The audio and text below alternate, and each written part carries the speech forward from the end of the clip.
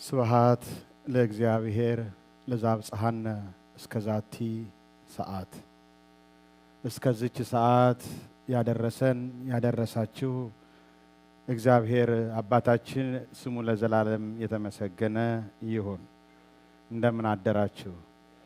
እንደምን አላችሁ? እንደምን ሰነበታችሁ? የእግዚአብሔር ስሙ ለዘላለም የተመሰገነ ይሁን። የደብረ ገነት መድኃኔ ዓለም ምእመናን የታደላችሁ ናችሁ። በእውነት እንዲህ ባለ ፕላትፎርም ተቀርጾ ልጆቻችሁም እናንተም በልጆቻችን እንደነ ያምላክ ባሉ ዲያቆናት እንዲሁም ደግሞ እንደ አቅማችን ደግሞ እኛም አባቶች ካለን መንፈሳዊ ዕውቀት ለማጋራት ቆመን ስንመግባችሁ ይሄ ትልቅ መታደል ነውና ይህን ያደረገ አምላክ ክብር ምስጋና ይድረሰው። መጽሐፈ ምሳሌ ምዕራፍ 27 ከቁጥር 7 ላይ ያለ የእግዚአብሔር ቃል መነጋገሪያ እንዲሆነን ርዕስ እናወጣዋለን። መጽሐፍ ቅዱሳችሁ ያላችሁ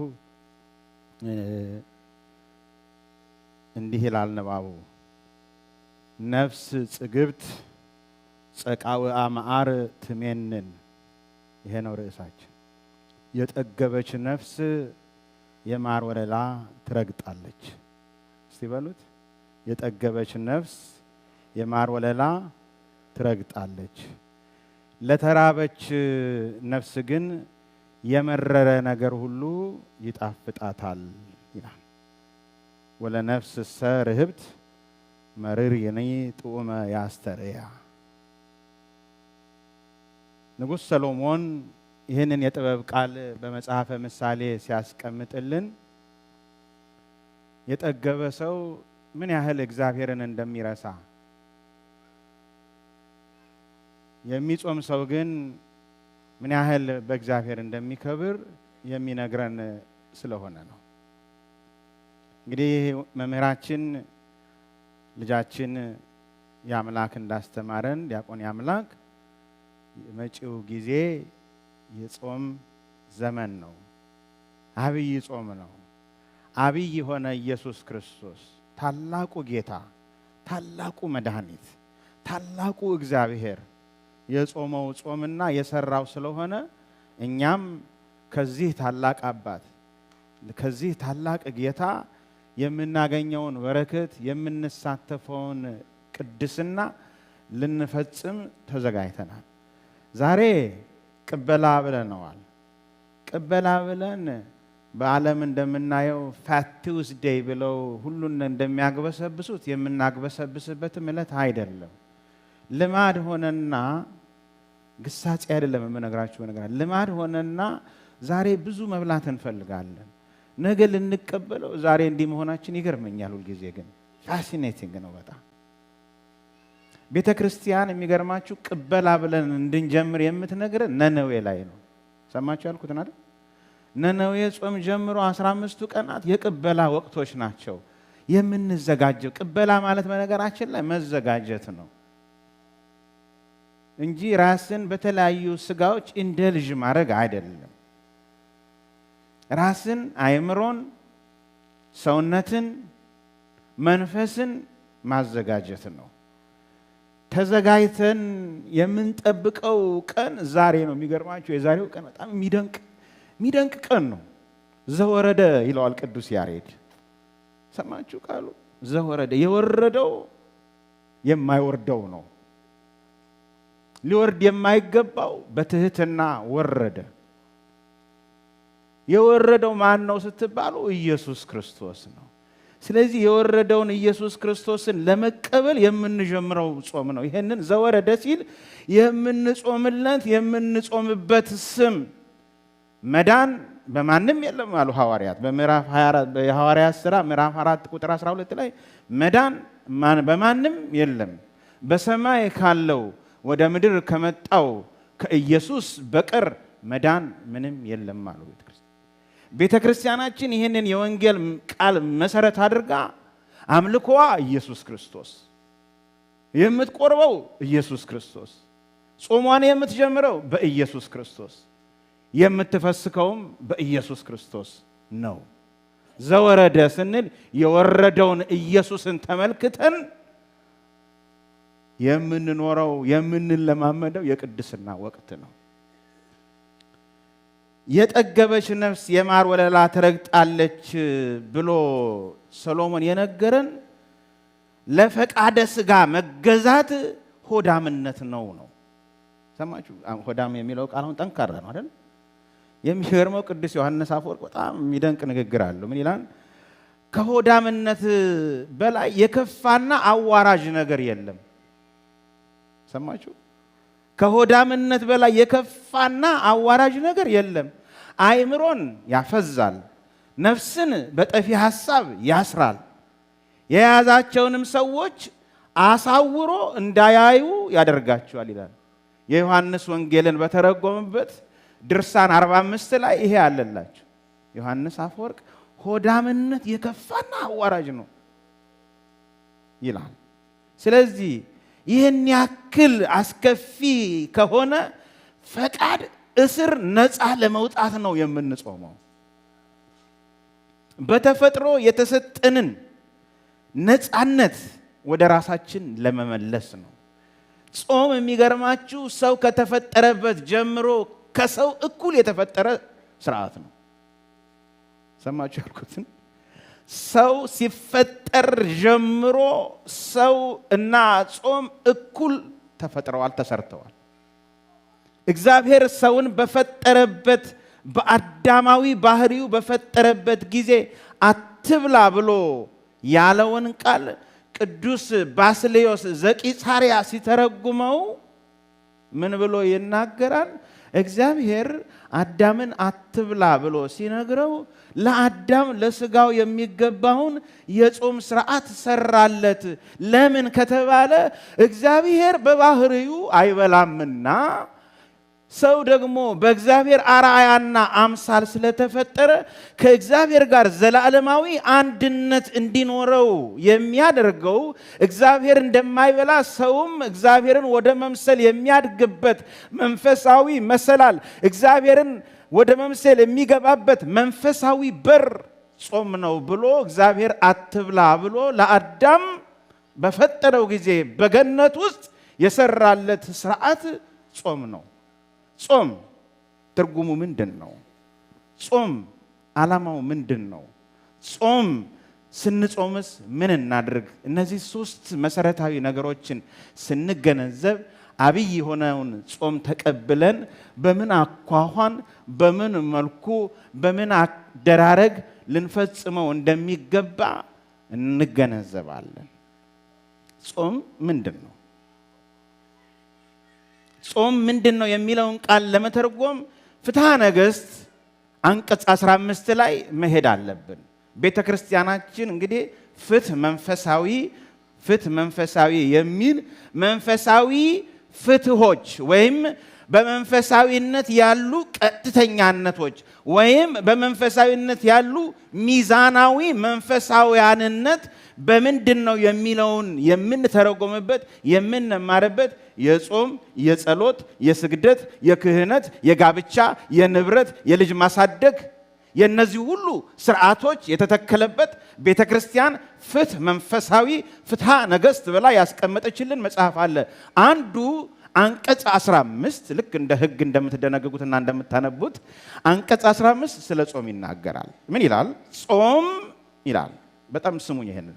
ጾም በሕግ ውስጥ አድምጡ። ጾም በሕግ ውስጥ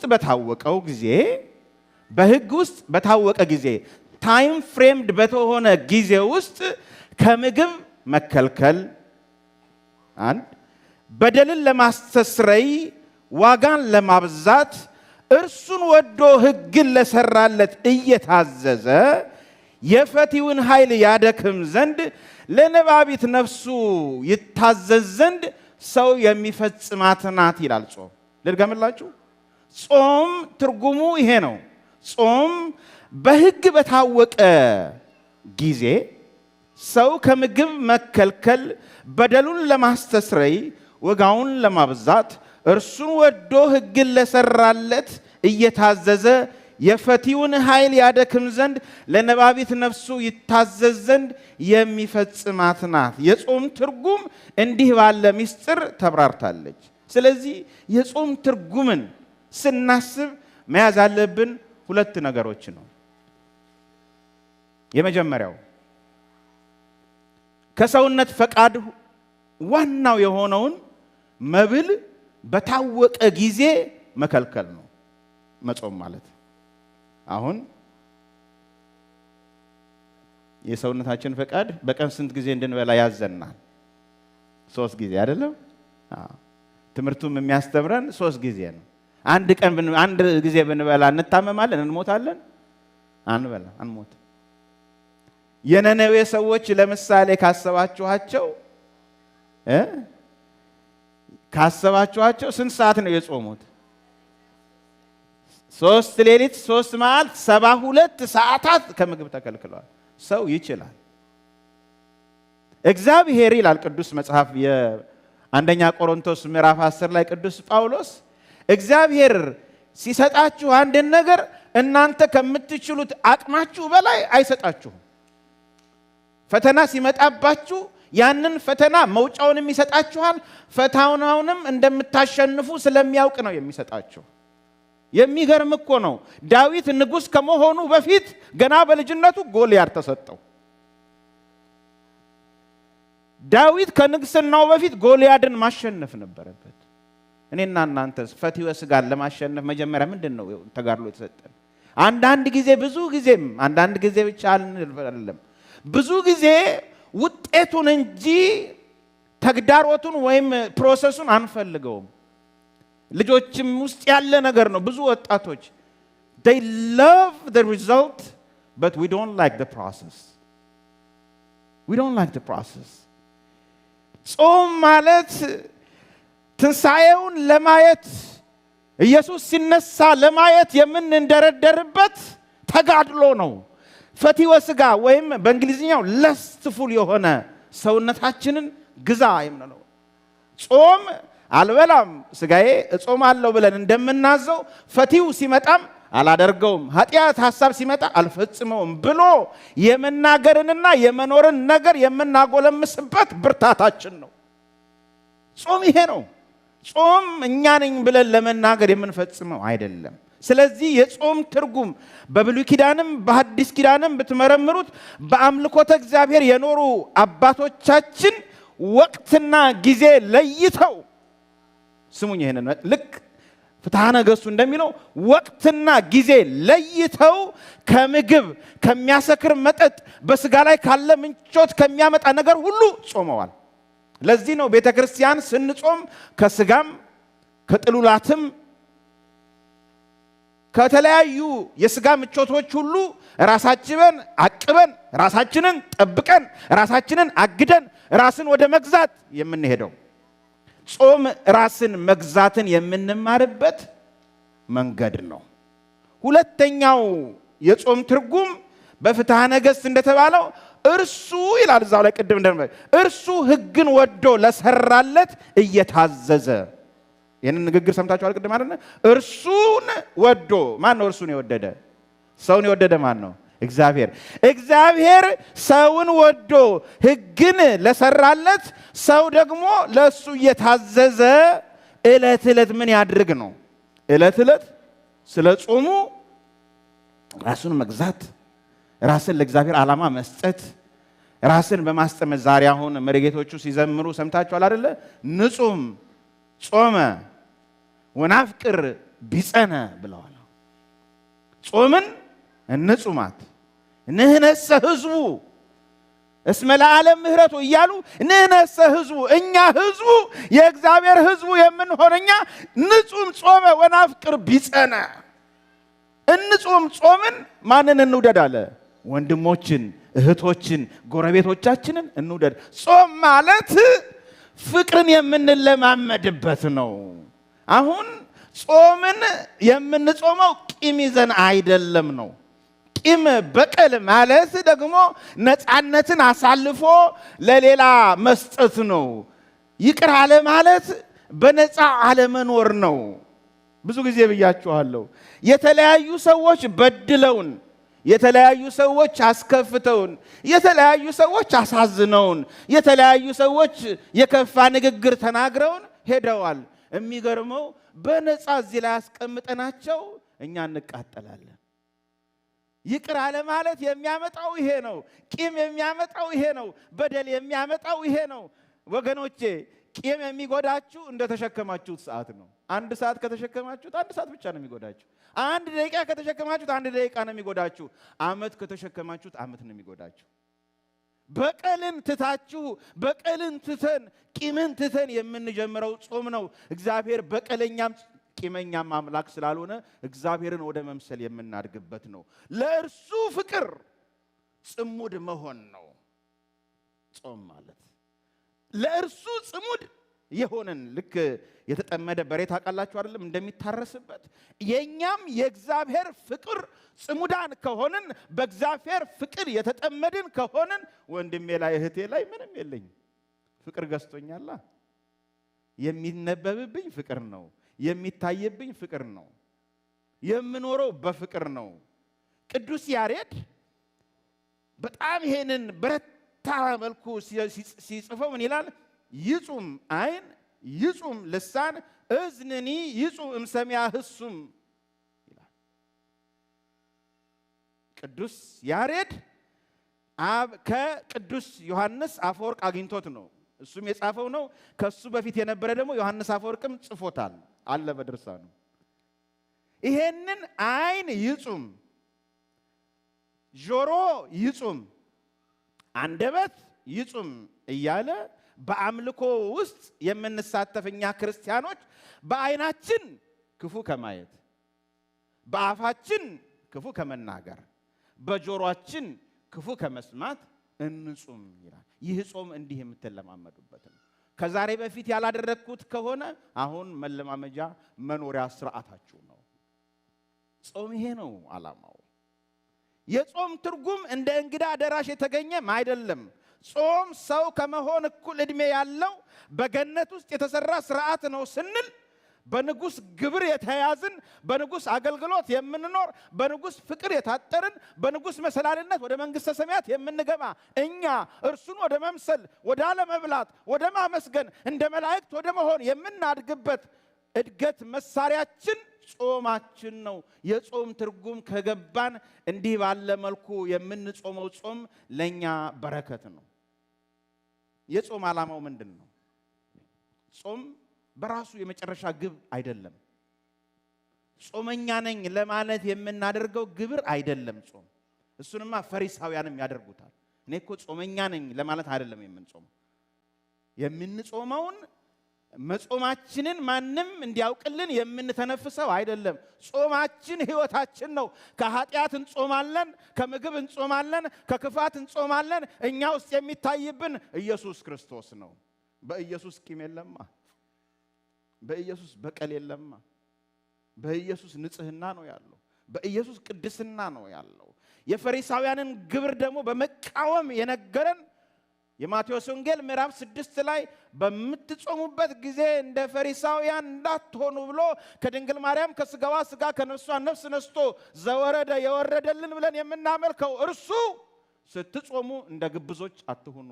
እነርሱ ለሰዎች እንዲታዩ ይጾማሉና ዋጋቸውን እነሆ እላቸዋለሁ አግኝተዋል፣ እግዚአብሔር ግን አይቀበላቸውም ይላል። የእኛን እግዚአብሔር ይቀበልልን። ጾመኛ ነኝ ለማለት አንጾምም። የምንጾመው ሰውነታችንንም ለመጉዳት አይደለም። ሰውነታችንን ፍሩክቶስና ግሉኮስ አጥፍተን ኬቶንስ የሚባለው ደረጃ ለመድረስ እንደ ዳየቲሽያን እንደ ኒውትሪሽኒስት እንደሚያስተምሩንም አይደለም የምንጾመው። እኛ የምንጾመው ሰማያዊ ዓላማውን ይዘን ነው። እንደሱማ ከሆነ ክብደት ለመቀነስ የምንጾመው ነው የሚሆነው።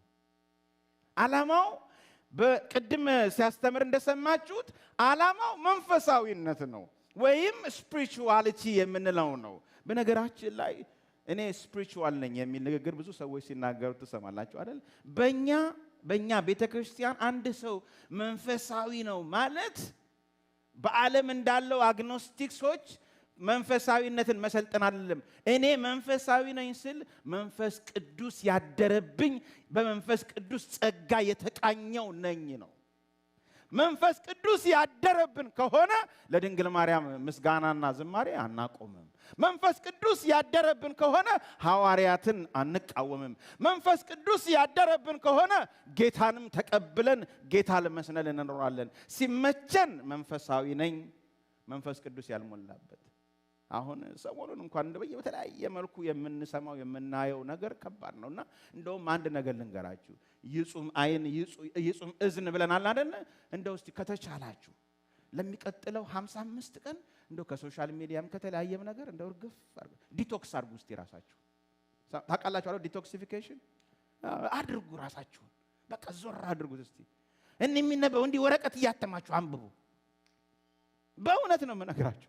ከዚህ ሁሉ መጾም ነው ያለብን። የምንሰማቸው የምናያቸው ሚስ ኢንፎርሜሽኖች፣ ዲስ ኢንፎርሜሽኖች። አሁን ደግሞ የመጣ ቃል አለ ማል ኢንፎርሜሽን የሚባል ኢንፎርሜሽንን ማል አድርጎ የሚያቀርብ የተለያየ ነገር አለ። እነዚህ ሁሉ አእምሮአችንን ክርስቶስን ወደ መምሰል እንዳናድግ የሚያጥሩ እሾኮች ሆነውብናል። የጾም ዓላማው ጾም መሰረታዊ ዓላማው ወገኖቼ መንፈሳዊነት ነው። መንፈስ ቅዱስ ያደረብን፣ መንፈስ ቅዱስ የሚቃኘን፣ መንፈስ ቅዱስ የሚመራን፣ መንፈስ ቅዱስ የሚመክረን፣ መንፈስ ቅዱስ የሚናዝዘን፣ መንፈስ ቅዱስ የሚያረጋጋን፣ መንፈስ ቅዱስ የሚያጸናን ሆነን የምንታይበት ነው ጾም ወገኖቼ። ሌላ የለውም። የምንራበው ራብ አይደለም ጾም። የረሃብ አድማም አይደለም ጾም። ኢየሱስን ወደ መምሰል የምናድግበት እንጂ ክርስቶስን ወደ መምሰል የምናድግበት እንጂ መስቀሉን ወደ መሸከም የምናድግበት እንጂ ዛሬ በቅበላው በስጋው እንደው ሰውነታችንን አርበርብበነው 55 ቀን አልጠጣም ልጠጣ ብለን 55 ቀን ከሚስቴ ጋር አልተኛም ብለን በተለያየ መልኩ የምንወርቅበት ውዳቄ ህይወት አይደለም ጾም። አልጋ የሚያዝበትም ቀን አይደለም ጾም። ዛሬ ዘወረደ ብለን የጀመርንበትን ዕለት ዘወረደ ብለን የተቀበልነው ኢየሱስ ክርስቶስን እያየነው የምንኖርበት እንደ መነኩሴ የምንኖርበት ነው ጾም ማለት ወገኖቼ። ከልቤ ነው የምነግራችሁ። እኔ ይብቃን ያደበ ለሴ ሜትኖ ያንበል። ዛሬ አይምሮዬ ይቀየር፣ ልቤ ይቀየር፣ ንስሐ ልግባ፣ አንተን ልምሰል ወደምንልበት እስከ መቼ ትሸከማላችሁ? እስከ መቼ እንሸከመው? በደላችንን ይሄው ከበደ፣ አጎበጠን፣ አሳወረን።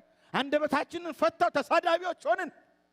እጃችንን ሰራቂ ያደረገው፣ እግራችንን ወደ ዝሙት የሚሄድ አደረገው። መብላት መጠጣት፣ ፈትዮ ስጋ መቆጣጠር አቃተን። everybody is lustful now።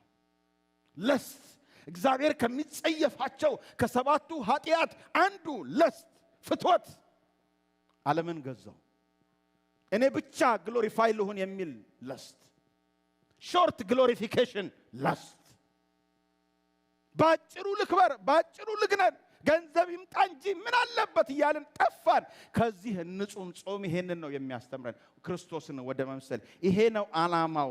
እንዴት እንጹመው የሚለውን በጥቂቱ ልንገራችሁና ልጨርስ። ሸክም እንዳላበዛችሁ መቼስ ቀበላ ነው፣ ሰዓቱም እንዳያልቅ። የመጀመሪያው የጾም ዓላማ ሰውነትን ከፈቲው ኃይል ማድከም ነው።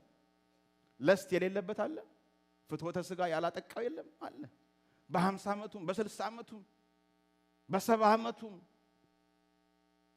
ይጠቃል ሰው። እንዲህ ከስጋ ፍትወት ይህንን ዓለም በውስጧ ያሉትን ነገሮች የምናገናዝብበት የምናስተውልባቸው ስሜት ህዋሳቶች አሉ። እነዚህ ናቸው ፍትወት የሚያመጡን። አይን አለን፣ ጆሮ አለን አይደለም? እጆች አሉን፣ ምላስ አለን፣ አንደበት አለን። እነዚህ ሁሉ ምንድን ናቸው? የስሜት ህዋሳት። አምስቱ ባዮሎጂ አስተምራችሁ እንዳንመስላችሁ 5 የስሜት ህዋሳት ናቸው። መምህር ሲያስተምሩ እንደሰማችሁ ደግሞ 10 ናቸው። የውስጥ አይን፣ የውስጥ ጆሮ፣ የውስጥ ልቡና፣ የውስጥ ህሊና፣ እግረ ውስጥ የእግር የውስጥ እግር እነዚህ ሁሉ ተብለው ወደ 10 ይሆናሉ ሲባል ሲያስተምሩም ሰምታችኋል። እነዚህ ሁሉ የስሜት ሕዋሳት ያሉት ሰው በእነዚህ ሕዋሳቱ እውነተኛውን እግዚአብሔርን ለማምለክ እውነተኛውን ጌታ እንዲገዛለት ለማድረግ እውነተኛውን አባት ብሎ ለመመስከር እግዚአብሔር በፍጥረት ውስጥ ያስቀመጠውን ሐሳቡን እንዲረዳለት ጾም የፈቲውን ሥጋ የምናደክምበት ነው። ሕዋሶቻችን አድምጡት። ስንሞት ቅዱስ መጽሐፍ እንዲህ ይላል የማቴዎስ ወንጌል ምዕራፍ 22 ላይ ስንሞት እንደማን ነው የምንሆነው ይላል? እንደ መላእክት አይደለም? የማቴዎስ ወንጌል ምዕራፍ 22 ላይ ጌታ ምን አለ? ስትሞቱ እንደ መላእክት ትሆናላችሁ። የስሜት ሕዋሶቻችንን እግዚአብሔርን ለማመስገንና ወደ እርሱ ለማደግ ከመጠቀም ይልቅ የዓለምን ቁሳዊ ነገር ብቻ የምናጋስብበት ነው የምናጋብስበትን አስተሳሰብ መንገድ መዝጋት ነው። ብዙዎቻችን የተያዝነው በዚህ በሚቀረው ነገር ላይ ብቻ ነው። ቤቴን ሰርቼ ልጆቼን አሳድጌ ጡረታዬን 401ኬን ይዤ ሶሻል ሴኩሪቲን አጽድቼ ሜዲኬሬን ይዤ ምንን ይዤ ነው ምድር ላይ የምንቀር ብቻ ይመስል የሰማይ መንገዴን አቅንቼ አሟሟቴን አሳምሬ የሚል የለም። የስሜት ሕዋሶቻችንን መግዛት ማለት እግዚአብሔር የሰጠንን የመምረጥ ነፃነት ወደ ራሳችን ዳግም እንድንመልሰው ነው። የጾም ዓላማው ይሄ ነው። እግዚአብሔር ምን ብሎናል? በገነት ኑር የሚል ነበር የእግዚአብሔር ፈቃድ እኮ ለአዳምና ለሔዋን። በገነት ኑር፣ በዚህ ከሰጠው ውስጥ በገነት ውስጥ ካሉት ፍሬዎች ይሄንን እንዳትበላ የሚል፣ በገነት ግን ደስ ብሎ ኑር ነበር የተባለው። ወደዚያ ነፃነት ለመመለስ ነው ጾም ያስፈለገን። ወደዚያ ነፃነት ለመመለስ ነው ምግብን በፈቃድ እምቢ ማለት እግዚአብሔርን ወደ ማምሰል የምናድግበት ሕዋሶቻችንን የምንገዛበት ነው። ምግብ እምቢኝ ስንል እንዲህ ነው። ይቻላል። ባለፈው ነነዌ የጾሙትን ጾሞች 3 ቀን ብትጾሙት በነገራችን ላይ ሰውነታችሁ ሪኢነርጃይዝ ያደርጋል፣ ራሱን ይፈጥራል። ሰውነታችሁ ውስጥ ድካም ካለ ድካማችሁን አይጥጦ ኃይል ይሆናችኋል። ጾሞ የተራበ የለም፣ ጾሞ ኃይል ያገኘ እንጂ። ጾሞ የደከመ የለም፣ ሰይጣንን ድል የነሳ ጌታ እንጂ። ሰይጣንን ድል የነሳው ጌታ ጾሞ ነው። እኛም ሰይጣንን ድል የምንነሳበት ሁዳድ ተብሎ የተሰጠን የነገሮች የክብሮች የቅድስና ሁዳዳችን ሁዳዴ ነው። ይሄ ጾም ሁዳዴ ነው። ትልቅ እርሻ ነው ወገኖቼ። የተሰጠንን ትልቅ እርሻ ከልቲቬት የምናደርገው እኛ ነን። እንግዲህ የምንዘራበት ምንድን ነው? የምትዘሩበት ቅድስና ምንድን ነው? የምትዘሩበት ትህትና ምንድን ነው? የምትዘሩበት ንጽህና ምንድን ነው? የምትዘሩበት ንስሐ መግባት። የጾም ዓላማው ይሄ ነው። መልካም መንፈሳዊ ግብርን ገንዘብ ማድረግ፣ መልካም ስራን ለተራበ ማብላት። ለምሳሌ የሚቀጥሉት 40 ቀናት ከቅዳሜና ከእሑድ በስተቀር 40 ቀናት ቁርስ አትበሉም። የቁርሳችሁን አንዳንድ ብር ሰማችሁ ያልኩት፣ የቁርሳችሁን አንዳንድ ብር አስባችሁ ቋጥራችኋት፣ አንዳንድ ብር ቋጥራችሁ አስባችሁ። ኢትዮጵያ አንድ ዶሮ መግዣ ላጣች ድሃ፣ አንድ ስጋ መግዣ ጾም መፈሰኪያ ላጡ የኔ ቢጤዎች፣ እንደኔ ላሉ ለተራቡ ለደከሙ ብላችሁ የኔ ቢጤ ብላችሁ የምትሰጡት ነገር ልታጠራቅሙ ይገባችሁ። ይሄ ነው ጾም ዓላማው።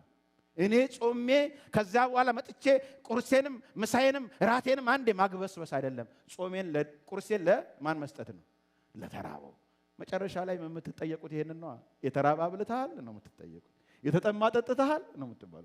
ስንት ጊዜ እሑድ መጣህ አትባልም። አባዬ 100 ጊዜ እሑድ መጣህ አንድ ቀን ከጌታ ጋር ሳትነጋገር ከሄድክ ምን ዋጋለሁ? አትምጡ እያልኳቸው አይደል። መምጣታችን ግን ክርስቶስን ወደ መምሰል እያደግን መሄድ ነው። ቅዱስ ያሬድ በጾመ ድጓ ዘቅድስት ሐሙስ ላይ የሚናገረዋል። እንዲህ ይላል። እስመ ጾም አብይ በቁየት ባቲ ታግእዘክሙ ነፍስክሙ እምኃጢአት ትሜህሮሙ ለወራዙት ጽሙና ዛቲ ጾም ቅድስ ትፈሪ ሰላመ ወተአስዮሙ ትፍሲተ ይላል። ጾም ይላል ቅዱስ ያሬድ፣ ጾም ጠቀሜታ አላት። እስመ ጾም አብይ በቁየት ባቲ፣ ጾም ታላቅ ጠቀሜታ አላት። ነፍሳችሁን ከኃጢአት ነፃ ታወጣለች። ወጣቶች ይላል ደግሞ ለወጣቶች ደግሞ እርጋታንና ራስን መግዛት ታስተምራለች። ለወራዙት ጽሙናዛቲ ጾም ቅድስ ትፈሪ ሰላም ወተአስዮሙ ትፍሲተ። ይህች ጾም ቅድስት ናትና ሰላምን ታፈራለች፣ ለሚያደርጋት ሰው ደስታ ትሰጣለች ይላል ቅዱስ ያሬድ። ለሚያደርጋት ሰው ምን ትሰጣለች? ደስታ። ደስታ አልናፈቃችሁ? እኔ ናፍቆኝ። የአእምሮ ደስታ። ገንዘብ ደስታ ያመጣል የሚል አይዲዮሎጂ አለ አይደል? ገንዘብ በእውነት ደስታ ያመጣል። ገንዘብ ኮንፈርት ያመጣል፣ ኮንቪኒየንት ያመጣል፣ ጥያቄ የለው። ደስታ ግን በገንዘብ አይመጣም። ብዙዎች ገንዘብ ያላቸው ሃፒነስ የላቸው፣ ደስታ የላቸው። ኮንፈርት አላቸው፣ አዎ። የሚፈልጉትን ያደርጋሉ፣ አዎ። ግን የምንፈልገውን ሁሉ ማድረግ ያስደስታል እንዴ? አስደስቶ አያውቅም። አይምሮ የማይፈልገውም ነገር አለ። ስለዚህ ጾም እንዲህ ያለ ዓላማ ያላት ናት። እስመ በጾም ኤልያስ ሰማያተ አርገ ይላል ቅዱስ ያሬድ። የሚገርም ነው። ዘወረደ ላይ በሰንበት በአዲስ ኪዳን እምነታችን ጀማሪ ጌታችን ኢየሱስ ክርስቶስ ጾምን ሲጀምርልን አባታችን ቅዱስ ያሬድ የጌታን ጾም የምንጾምበትንም ነገር ሲያጸና ምን አለ? ኤልያስ በመጾሙ 40 ቀንና 40 ሌሊት በመጾሙ የእሳት ሰረገላ ተሰጥቶት ተሰወረ፣ ደመና ሰወረችው። ስለዚህ ጾም ማለት ወደ ከፍታ የሚያወጣ ነው። በዚህ ነው የምንጾመው። የመጨረሻው ጾም ፍቅረ እግዚአብሔርና ፍቅረ ቢጽ በልቡናችን እንዲያድር ያደርጋል። የሚጾም ሰው በመጾሙ ውስጥ ወደ ራሱ የሚመልሰው ነፃ ፈቃዱ ነው። ብዙዎቻችን እንደምታውቁት ፍሪ ዊል አለን አይደል? አሁን አንዳንድ ጊዜ ፍሪ ዊል is an illusion አንዳንድ ጊዜ ማለት ነው። አሁን ሜታፊዚስቶች እና ኒውሮሳይንቲስቶች ፍሪ ዊል የሚለውን ሲከራከሩበት በአንድ ወቅት አንድ ፖድካስት ላይ አድምጫለሁ። ራስን መግዛት ወይም ደግሞ ነፃነት፣ ፍሪ ዊል፣ ነፃ ፈቃድ። በነፃ ፈቃዳችን ውስጥ እኛ አማኞች፣ በነፃ ፈቃዳችን ውስጥ እኛ የምናምን የእግዚአብሔር ሰዎች የምንኖረው ኑሮ እግዚአብሔርን ወደ መምሰል የምናድግበት ፍሪ ዊላችን ነው። እግዚአብሔር የሰጠን ነገር አንድም ነገር እንደ ሕፃን ልጅ እንዲህ በጣታችንን አይመታም። ነፃነትን ሰጥቶናል። እሳተ ወማየ አቅረብኩ ለከ ደይ እዴከ ሀበ ዘፈቀድከ ያለን በሲራክም በሰሎሞንም እርሱ ነው። በነገራችን ላይ ወላጆች አንድ ምክር ልምከራችሁ። በነገራችን ላይ ያልኩ እንዳላበሰ እንጂ ልጆቻችሁን ስታሳድጉ እነዚህ ሁለት መጽሐፍት በጣም ጠቃሚዎች ናቸው። መጽሐፈ ሲራክና መዝሙረ ዳዊት። መጽሐፈ ሲራክ ስለ ሚስት፣ ስለ ባል፣ ስለ ንብረት፣ ስለ አስተዳደግ፣ ልጅን ስለ መቆንጠጥ፣ ልጅን ስለ መምከር፣ ሚስት ሀብት እንዲኖራት፣ ሀብት እንዳይኖር እንዲህ ይሄንን ሁሉ የሚመክር ነው። ስለ ሞት፣ ለሞተ ሰው እዘንለት፣ ተስካር አውጣለት እያለ ሁሉ የሚመክር እሱ ነው። ሲራክን አንብቡ። ልጆቻችሁን እንዴት የዘመኑ ልንገራችሁ ነው የዘመኑ ሳይኪያትሪስት ወይም የዘመኑ የአይምሮ ሐኪም መጽሐፈ ሲራክ ነው። ብዙ ሳይኮሎጂስቶች የሚመክሯችሁ ምክር ቢኖር ከመጽሐፈ ሲራክ አይወጣም። ይህንን አበክሬ እነግራችኋለሁ። መዝሙረ ዳዊትም እንደዚሁ። እንደው ልጆቻችሁን መቆጣትም እንዴት መሆን ይነግራችኋል ሲራክ። ልጅህን ግጠበው፣ ቆንጥጠው። አልቆነጥጥም ብላችሁ እንዳይቆነጥጧችሁ ብዬ ነው። ስለዚህ ፍቅረ እግዚአብሔር ምን ያደርግልናል እና ነው ጾምን የምንማረው ካላችሁ፣ የጾም አንደኛና መጨረሻው ነገር ቅድም አባቶቻችን እንደሚሉ ናፍቅር ቢጸነ፣ ወንድሞቻችንን እንድናፍቅር እግዚአብሔርንም እናፍቅር። እኛ የእርሱ ሕዝቦች ነን ማለት እግዚአብሔር ወደ እርሱ የምንደርስበት እይታ እንዲኖረን ነው። የመጨረሻው የቅድስና ማዕረግ የመጨረሻው በቤተ ክርስቲያናችን ምን አልኩኝ? የመጨረሻው የቅድስና ማዕረግ ከዊነ እሳት ይባላል፣ ወይም ደግሞ በግሪኩ ቴዎሲስ ይባላል፣ በእንግሊዝኛው ዩኒየን ይባላል። አንድ መሆን። መንግስተ ሰማያት ማለት እግዚአብሔርን ወደ መምሰል ከእግዚአብሔር ጋር በጸጋው ሲነርጃይዝ የምናደርግበት ህይወት ነው። ይሄ ነው የኔና የናንተ መዳን። ይሄ ነው የኔና የናንተ የጾም ግንዛቤ ኖሮን የምንጾመው ጾም እንጂ ሰዎችን እያሳዘንን ሰዎችን እየተሳደብን አይሁን። ኢሳይያስ ላይ የተጻፈ ትንቢትም አለላችሁ ማንገበባችሁ።